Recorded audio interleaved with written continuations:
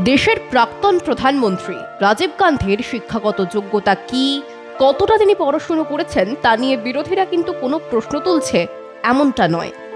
তার মৃত্যুর প্রায় 24 বছর পর এখন তা যে খুব প্রাসঙ্গিক সেটাও নয়।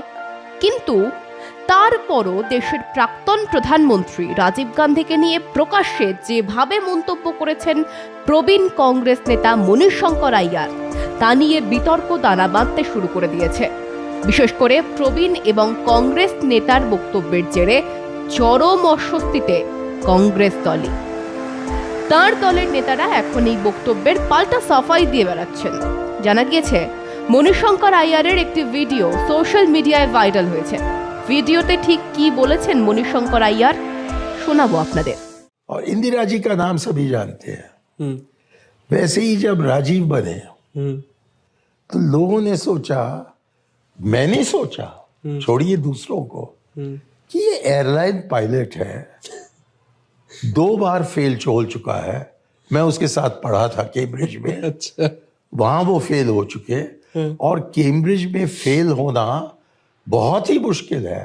फर्स्ट क्लास मिलना आसान है, अच्छा, लेकिन फेल होना बहुत मुश्किल है, क्योंकि यूनिवर्सिटी अपनी छवि को बरकरार रखने के लिए कोशिश करती है कि फेल ना करें, कि सभी कम से कम पास तो हो जाए। लेकिन इसके बावजूद राजीव फेल हुए। फिर वो गए इंपीरियल कॉलेज लंदन, वहां दोबारा फेल हुए। तो मैंने सोचा कि ऐसे व्यक्ति को क्या प्रधानमंत्री बनना।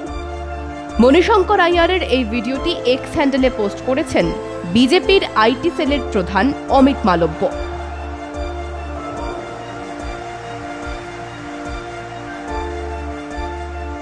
কংগ্রেস মনীষ শঙ্কর আইয়ারের মন্তব্যকে অপ্রাসঙ্গিক বলে দাবি করে। আইয়ার রাজীব গান্ধীর উপর দ্য রাজীব আই নিউ নামে একটি বইও লিখেছেন।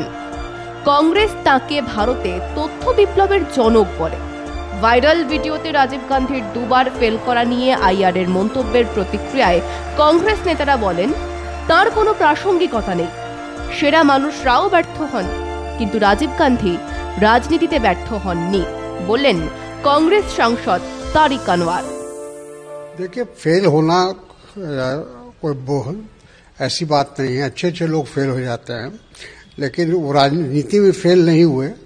जब राजनीति की जिम्मेदारी उनको मिली और प्रधानमंत्री बने, तो ऐसे मैं समझता हूँ कि बहुत कम ऐसे प्रधानमंत्री हमारे देश में हुए हैं जो अपने 5 साल के वक्त में इतना काम कर दिया कि अच्छे अच्छे लोगों को वो समझ में नहीं आ रहा है कैसे किया था उन्होंने पंचायती राज लाया, उन्होंने कंप्यूटराइज किया, उन्होंने कम्युनिकेशन को बढ़ाया, साइंटिफिक जो एक माहौल बनाने की उन्होंने कोशिश की, स्पोर्ट्स में आगे बढ़े।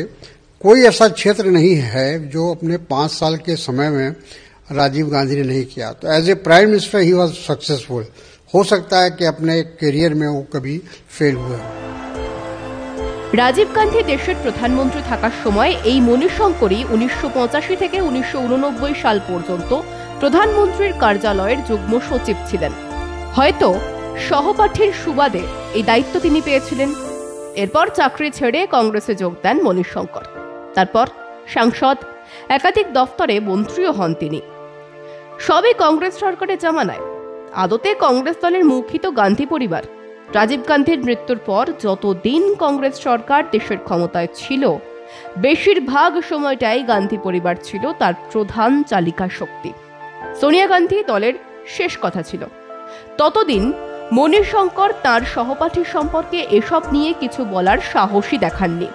আর এখন কংগ্রেস দলের সঙ্গে সঙ্গে গান্ধী পরিবারের ক্ষমতা ফিকে হতেই প্রাক্তন প্রধানমন্ত্রী তথা সহপাঠীর উদ্দেশ্যে শিক্ষাগত যোগ্যতা নিয়ে যেভাবে বললেন, তা কি খুব প্রয়োজন ছিল? কংগ্রেসের কালচার যে একে অপরের বিরুদ্ধে কাদা ছোড়াছুড়ি করা, তা আরও একবার প্রমাণিত হলো। 10 বছরের বেশি সময় ধরে তো দেশে ক্ষমতায় নেই কংগ্রেস। এই ধরনের সংস্কৃতি থাকলে ওই দলকে দেশের মানুষ আদৌ ক্ষমতায় আনবে কিনা সন্দেহ রয়েছে। মনীষ শঙ্কর আইয়ারের মতো প্রবীণ নেতা যদি কংগ্রেসের ভাবমূর্তি ফেরাতে উদ্যোগী না হন, তাহলে আর কবে এই দলের নেতাদের হুঁশ ফিরবে সেটাই এখন দেখার। ব্যুরো রিপোর্ট, মাধ্যম।